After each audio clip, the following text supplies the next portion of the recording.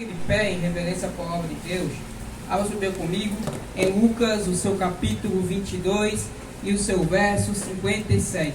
Lucas, o seu capítulo 22 e o seu verso 57. Aleluia, Jesus, tudo aqui é para ti. Glória a Deus. Toda honra, toda glória para ti. Lucas, o seu capítulo 22 e o seu verso 57. Vai dizer assim: mas ele negou: mulher, não conheço. Pouco depois, um homem viu e disse: você também é um deles. Homem, não sou, respondeu Pedro. Pode tomar seu assento. Aleluia! É olhando para este versículo, veja agora Pedro negando a Jesus. Você que não conhece, Pedro era discípulo de Jesus. E uma certa vez, Jesus olhou para os discípulos e disse: olha, todos vocês vão me abandonar. E a palavra de Deus diz: ferirei o pastor e espalharei as ovelhas.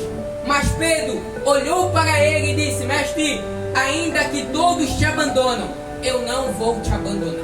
Mas Jesus, conhecendo o pensamento de Pedro, o coração de Pedro, Jesus olha para Pedro e diz: Pedro, essa noite, antes que o galo cante 3 vezes, tu vai me negar. Aleluia. Mas Pedro, sem acreditar, Pedro olhou e disse: Jesus, ainda que eu morrerei contigo, eu não te negarei.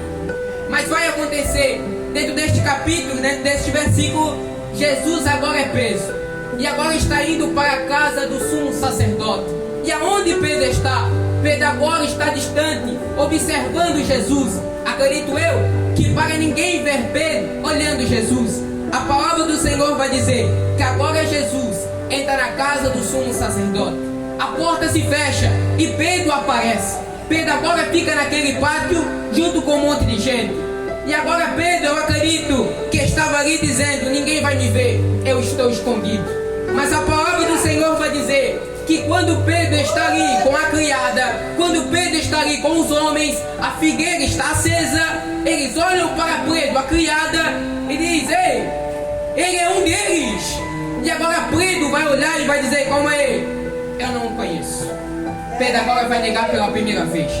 E agora vem a segunda, vem o homem e diz: calma aí, este homem estava com ele. E o que Pedro vai dizer? Eu não conheço.